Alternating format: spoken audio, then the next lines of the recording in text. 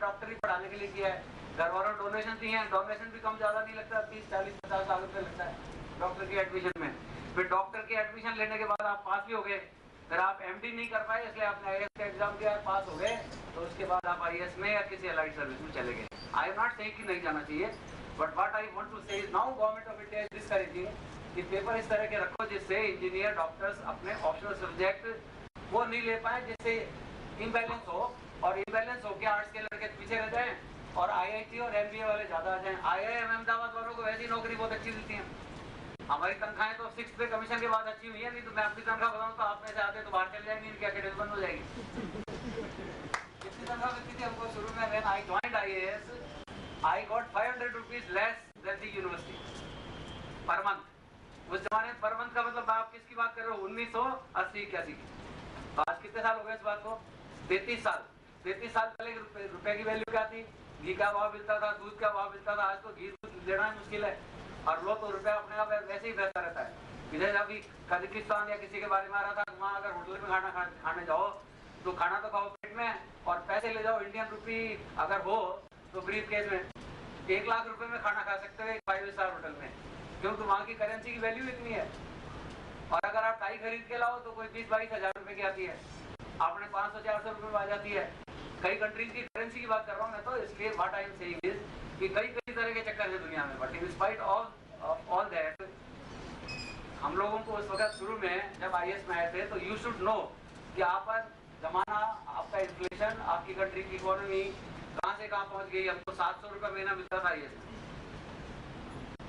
बहुत पुरानी बात नहीं है, 1982 में जब उन्होंने सर्विस ज्वाइन की तो 700 रुपए महीना मिलता था। आज हायर लेवल पे आने से ज्यादा मिलता है, बट फिर भी शुरू में कोई 30-40 हजार रुपए मिलते हैं, तो 30-40 हजार उधर 700। अब हम लोग रिटायर होंगे जब तक हमारे 1.5 लाख, बट 1.5 लाख रुपए में आता क्या है, 700 में आता क्या था, ये तुलना आप करोगे तो उसमें मैं नहीं जाता अभी, क्योंकि उसमें अगर जाएंगे तो सोने की कीमत बताऊंगा आपको तो आप कहोगे साहब फिर तो सोना हो सके खरीद लेते, तो आपको आईएएस बढ़ने की जरूरत ही नहीं थी भाई, कितने खरीद लेते, 700 रुपए होते जब खरीदते ना, 700 रुपए तोला भी नहीं मिलता था सोना, 700 रुपए से भी कम था, 700 रुपए में ज्यादा आता था 1 तोले से, और आजकल आता है 28 हजार रुपए तोला।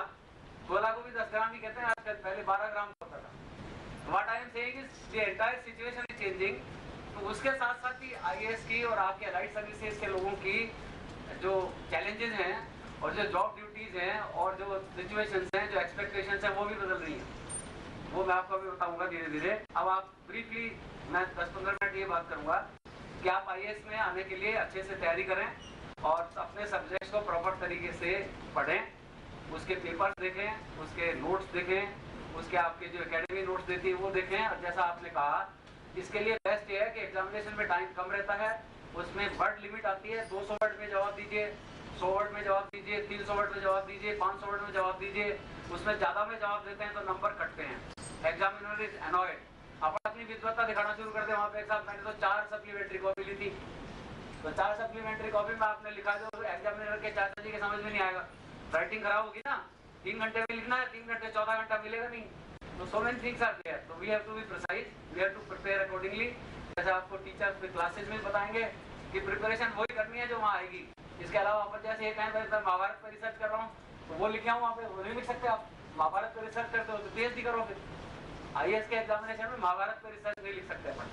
तो इसलिए what I am saying is one has to be totally relevant, और रेलेवेंट चीजों की तैयारी करनी पड़ेगी। इतना ही अपने पास टाइम है, इतना ही दिमाग लगाना पड़ेगा। Of course general studies, current affairs is such a vast topic कि उसमें आज जो हो रहा है वो कल इरेलेवेंट हो जाएगा, और आप इंटरव्यू देने जाएंगे जब तक पता नहीं क्या क्या घट जाएगा। जैसे आज घट रहा है, देख रहे हो आप रोजाना सुबह से, कभी तो क्रिकेट के वो सट्टे लगते हैं, कभी क्रिकेट मैच फिक्सिंग होती है, कभी किसी पार्टी में फिक्सिंग होती है, कभी कहीं कुछ होता है, कभी कहीं कुछ होता है, कहीं स्कैंडल होता है, कहीं करप्शन चार्जेस लगते हैं, कहीं इलेक्शन डिक्लेयर होते हैं, कहीं पे सिलेक्शन डिक्लेयर होते हैं, पता नहीं क्या क्या होता रहता है। और कहीं पे अमेरिका और चाइना में लड़ाई होती है, फिर आपस में आज दोस्ती होना शुरू हुई, अपने अपने खुद के इंटरेस्ट के हिसाब से इंटरनेशनल रिलेशंस में और अपने कंट्री में। There are so many faster changes every minute, so that is current affairs. What I wanted to tell you is current affairs में there are fast changes every time, and that is why you have been in touch with the, आवाज का radio तो नहीं बोलूंगा मैं, you have to be in touch with the TV. तो इसमें जितने भी आपके न्यूज चैनल्स हैं जिसमें डिटेल एनालिसिस आता है, CNBC और आजकल तो दुनिया भर के चैनल्स हैं, टाइम्स नाउ और हेडलाइंस टुडे और पता नहीं कितने कितने, तो उसमें we have to go in the details, we have to see the analytical discussions etcetera. आप IAS बन जाएंगे, उसके बाद में क्या होगा उस पर तो थोड़ी सी 2-4-5 मिनट बात करूँगा मैं। आजकल आप जब पास हो जाएंगे और नौकरी में जाने लगेंगे, उसके चैलेंजेस अलग तरह के हैं।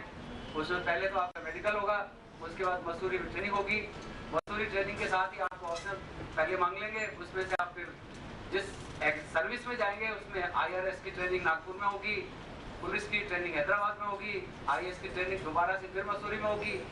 पहली ट्रेनिंग सबकी एक साथ होगी, वो मसूरी में होगी। इसके अलावा आजकल और कई जगह भी करते हैं, कम जगह होती है तो जयपुर में भी होती है। OTS में भी IAS की ट्रेनिंग जाते हैं, उनको हम लोग भी लेक्चर देने पढ़ाने जाते हैं। इसके बाद जब आप ज्वाइन कर लेंगे तो I am just talking about IAS because it is again premier service. Otherwise तो इंडियन रेवेन्यू सर्विस में तो इनकम टैक्स और कस्टम से रिलेटेड डीलिंग होती है, एक्साइज से रिलेटेड डीलिंग होती है। इंडियन रेलवे ट्रैफिक सर्विस में ट्रैफिक मैनेजमेंट होता है। अकाउंट्स वाली सर्विसेज में ऑडिट एंड अकाउंट्स होते हैं, चाहे वो रेलवे के हों, चाहे डिफेंस के हों, चाहे अपने जो गवर्नमेंट ऑफ इंडिया की जितनी भी ऑर्गेनाइजेशन हैं या डिपार्टमेंट से उनका पैसा आता है उसकी ऑडिट होती है। विनोद राय की ऑडिट के बारे में आपने सुना पड़ा होगा आजकल कि वो किस तरह के CAG थे जिन्होंने काफ़ी सारी ट्रांसपेरेंट ऑडिट करके और सरकार को बताया कि आपने जो कुछ किया है इसमें ये खामियां रही हैं और उसकी वजह से नोशनल लॉस तो इतना हुआ है, 2G स्पेक्ट्रम में इतना हुआ, 3G स्पेक्ट्रम में इतना हुआ, उसमें इतना हुआ, इतना हुआ, इतना हुआ। So they are telling and because of the media, very strong media, खासतौर से electronic media, everyone comes to know about it कि अल्टीमेटली इस देश में हो क्या रहा है, कौन क्या कर रहा है। काफ़ी चीज़ें लोगों को पता लग जाती है जो पहले नहीं लगती थी। Because television channels and television sets and mobiles, these are two things। वैसे तो आजकल वीडियो कॉन्फ्रेंसिंग भी होती है, बट मोबाइल फोन्स की जहाँ तक बात है उसमें तो आप लोग देखते होंगे, पढ़ते भी होंगे कि भारत की आबादी जितनी है उतने मोबाइल हो जाएंगे थोड़े दिन में। मतलब जो बच्चा जन्म लेगा वो मोबाइल कनेक्शन के साथ ही जन्म लेगा। बच्चे का जन्म बाद में होगा, मोबाइल कनेक्शन उसके नाम पहले होगा। तो 80 करोड़ मोबाइल है, 120 करोड़ की आबादी है, तो छोटे बच्चों को निकाल दो तो सबके पास है। अब ये बात अलग है किसी के पास वो 2 सिम वाला मोबाइल है, आजकल कईयों के 3 सिम वाला होगा, कईयों के पास 3 मोबाइल है, कईयों के पास 5 हैं। 5 मोबाइल पे 2 कान से कैसे सुनते हैं और एक मुंह से कैसे बात करते हैं वो तो वो जाने। लेकिन बात आई एम सेइंग इसकी आजकल मोबाइल माँ बाप से और पत्नी से बच्चों से ज्यादा इंपॉर्टेंट हो गया। कोई भी आदमी चलता है देखता है मोबाइल तो नहीं छूट गया, क्योंकि उसको लगता है मोबाइल छूट गया तो मैं छूट गया खुद ही। तो ये क्या, ये तमाशा है एक तरह का कि कई लोग हैं मोबाइल यूज अभी नहीं करते तो क्या हो गया, उससे आसमान थोड़ी गिरता है। किसी को पूछ लो, घर वाले बता देंगे, कहीं कहीं खबर आ जाएगी। पहले जैसे फोन पे बात होती थी, but what I am saying is we are highly communication में बहुत ज्यादा रिवोल्यूशन हुआ है जिसको कहना चाहिए, there is a communication revolution. तो मोबाइल फोन भारत में 80 करोड़ है, पूरे वर्ल्ड में बिलियंस है। इसी तरीके से हर जगह टेलीविजन है। तो टेलीविजन से फर्क क्या पड़ा वो बता रहा हूँ आपको। आप जब कलेक्टर बन के जाएंगे या IAS बन के जाएंगे तो हमको वो प्रॉब्लम कम आती थी, हमारे बड़े लोगों को और कम आती थी, देरासर जी को और कम आती थी। कौन सी वाली? आजकल हर आदमी, हर लड़की, हर लड़का 8, 10, 12 साल, 5, 6, 7, 8 की उम्र में समझने लगता है फरारी गाड़ी क्या होती है, BMW क्या होती है, नहीं, और लेटेस्ट फैशन के कपड़े कौन से होते हैं और कौन कौन सी खाने की चीज होती है। पिज्जा बर्गर क्या होता है, पहले हमने तो बर्गर का नाम नहीं सुना। IAS बनने के 10 साल तक मुझे मालूम नहीं था, पढ़ने के बाद ये बर्गर क्या होता है। मैंने कहा बर्गर तो ऐसे ही कोई बर्गर होता रहता होगा, तो अपने को क्या लेना है उससे।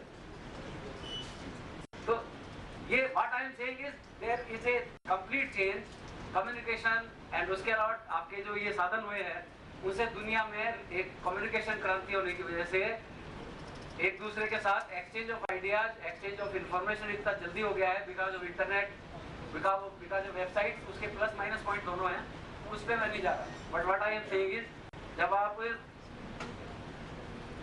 नौकरी में आएंगे उसके पहले थोड़ा सा आपको ये देखना पड़ेगा, आप कानून की स्टडी भी कर लें, डेमोक्रेटिक सिस्टम है उसमें अपने काम करना पड़ेगा।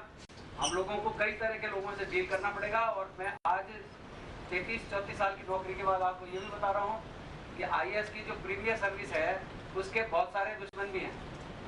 Lot many people are your enemies. Mostly अब तो कई बार फील करते हैं except for the public everyone is your enemy. आम आदमी या जनता के अलावा आपके सब लोग एनिमीज हैं। कौन है? पॉलिटिशियन है, आपके बराबर की सर्विस वाले हैं, इसके अलावा आपके जिसको गिनो आप। I am not naming many people but what I am saying is This is because of competition or this is because of jealousy. Businessman IAS में नहीं आ सकता तो वो आपको कहता है ये तो सब करप्ट है। सारे करप्ट नहीं होते, लेकिन वो कहता है सब करप्ट है, वो खुद भी करप्ट है क्योंकि 2 नंबर का पैसा जनरेट तो वही करता है। But what I am saying is सारे कॉम्प्लेक्स सोसाइटी में, सारे कॉम्प्लेक्स वर्ल्ड में एक दूसरे पे डालने की बात होती है तो अपने पे डाल देते हैं। साहब ब्यूरोक्रेसी बेकार है, एडमिनिस्ट्रेशन बेकार है, कुछ नहीं करते, तो उनको कह दो भाई आप कर लो, चलो हमारी जगह आप ये लो, फिर करके बता दो। तो डेमोक्रेसी में we have to deal with public, we have to deal with politicians, we have to deal with political parties, we have to deal with public representative. आज के कलेक्टर के दफ्तर में है, गांव का सरपंच भी थोड़ा ज्यादा अगर वाचाल हो तो वो बिना चिट दिए घुस जाएगा और अपने गांव की 25 प्रॉब्लम बताएगा कलेक्टर साहब को, कहेगा साहब पानी नहीं आता। और ज्यादा वोकल होंगे लोग तो फिर कलेक्टर के दफ्तर के सामने महिलाएं मटकियां फोड़ेगी, पानी नहीं मिल रहा। कलेक्टर साहब लाते हैं क्या पानी कहीं से? But what I am saying is you are coordinator of the district and I am coordinator at the state level as secretary. तो मिडिल लेवल पे और लोअर लेवल पे तो फील्ड में कलेक्टर, एसडीएम, एडीएम ये प्रशासन चलाते हैं और एक सारे जितने भी सरकारी विभाग हैं उनको कोऑर्डिनेट करते हैं। करीब 50 सरकारी विभाग है, कम से कम, ज्यादा भी हो सकते हैं, हर स्टेट में अलग अलग हैं। तो 40-50 सरकारी विभागों का कोऑर्डिनेशन जिले में कौन करता है? Collector. He is the representative of the government. और दूसरी तरफ उसको सबसे डील करना पड़ता है। पानी की प्रॉब्लम है तो उसके सामने, बिजली चली जाए तो उसके सामने, सफाई नहीं हो तो उसके सामने, लैंड ऑर्डर हो तो उसके सामने, जातीय क्लैशेज हो तो उसके सामने, अगर कम्युनल क्लैश हो तो उसके सामने। तो ये क्या होता है, अगर गोली चलानी हो तो कलेक्टर को जाना पड़ेगा, एक्सीडेंट में 10 मर गए तो कलेक्टर को जाना पड़ेगा। मरने मारने वालों को पता ही नहीं किसने मारा, क्यों मारा, एक्सीडेंट में मर गए, गाड़ियाँ इतनी ज्यादा हो गई, लोग पी के चलाते हैं, पब्लिक पॉपुलेशन बहुत ज्यादा हो गई, तो अब शहर भी मरने लगे। 35 लाख की आबादी में रोजाना 2-4-5 मरते हैं, पहले नहीं मरते थे। अब मीडिया उसको फ्लैश करता है, न्यूज को सबसे ऊपर कौन सी न्यूज जो सेंसेशनल होती है, जो निगेटिव होती है। जबकि कायदे से मीडिया वाले हो तो मतलब अदरवाइज ले लें, but we should also flash the positive news about development. Development भी हो रहा है देश में, नरेगा योजना भी चल रही है और बहुत सारी योजनाएं भी चल रही हैं। इसके अलावा सरकार के फ्लैगशिप प्रोग्राम्स राजस्थान गवर्नमेंट के, सेंट्रल गवर्नमेंट के चलते हैं। बिलियंस ऑफ रुपीज का बजट जो है वो हेल्थ के लिए, एजुकेशन के लिए, पब्लिक वेलफेयर के लिए, मिड डे मील के लिए, ये मैं आपको योजनाएं बता रहा हूँ जिनके लिए जाता है। All these schemes are monitored by collector in the district and secretary और head of the department in the state and secretary government of India in the government of India. तो ये स्ट्रक्चर है भारत सरकार में, ऊपर से चलता है। कैबिनेट सेक्रेटरी आपको पूछ सकते हैं इंटरव्यू में कि आप जरा एडमिनिस्ट्रेशन का स्ट्रक्चर दिल्ली में बताइए क्या है, तो कैबिनेट सेक्रेटरी, उसके बाद विभाग का सेक्रेटरी, फिर एडिशनल सेक्रेटरी, फिर जॉइंट सेक्रेटरी, फिर उसके बाद डिप्टी सेक्रेटरी, फिर डायरेक्टर, और उसके बाद उनके नीचे असिस्टेंट सेक्रेटरी, और पूरा लंबा चौड़ा इंफ्रास्ट्रक्चर होता है हायरार्किकली। ऐसे ही स्टेट में आई है तो स्टेट में चीफ सेक्रेटरी, फिर इसके बाद डिपार्टमेंट का प्रिंसिपल सेक्रेटरी, कई जगह एडिशनल चीफ सेक्रेटरी, फिर इसके बाद में सेक्रेटरी, फिर director, head of the department, फिर इसके बाद जॉइंट सेक्रेटरी, फिर डिप्टी सेक्रेटरी, फिर उसके बाद असिस्टेंट सेक्रेटरी, फिर सेक्शन ऑफिसर, ये सचिवालय में। और उधर चलिए आप फील्ड में, डिस्ट्रिक्ट में, तो एक तरफ टॉप पे आजकल डिवीजन जहाँ है डिवीजन कमिश्नर, फिर एडिशनल कमिश्नर, डिस्ट्रिक्ट में कलेक्टर, उसके बाद एडीएम, डीआरडीए का एडीएम पहले होता था, आजकल सीओ जिला परिषद, और शहर में म्युनिसिपल कॉर्पोरेशन में इलेक्टेड में तो मेयर, और गवर्नमेंट वाले में सीओ और कमिश्नर ऑफ द म्युनिसिपैलिटी। और नीचे आएंगे अपन तो उधर रेवेन्यू में एडीएम के बाद एसडीएम, फिर उसके बाद तहसील में तहसीलदार, फिर नायब तहसीलदार, फिर गिरदावर, लास्ट में पटवारी। तो पटवारी से शुरू होता है, कैबिनेट सेक्रेटरी तक जाता है। This is the structure, this is the hierarchy of administration. ऐसे ही रेलवे में अलग तरह की है, आईआरएस में अलग तरह की है, सब में अलग अलग तरह की है।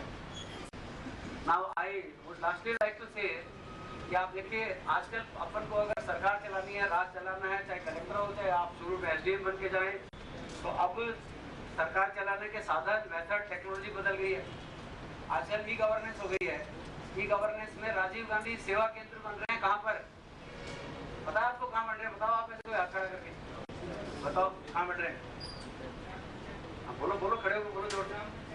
Very good. हर ग्राम पंचायत मुख्यालय का मतलब राजस्थान में 9,500। और राजीव गांधी सेवा केंद्र में क्या होगा?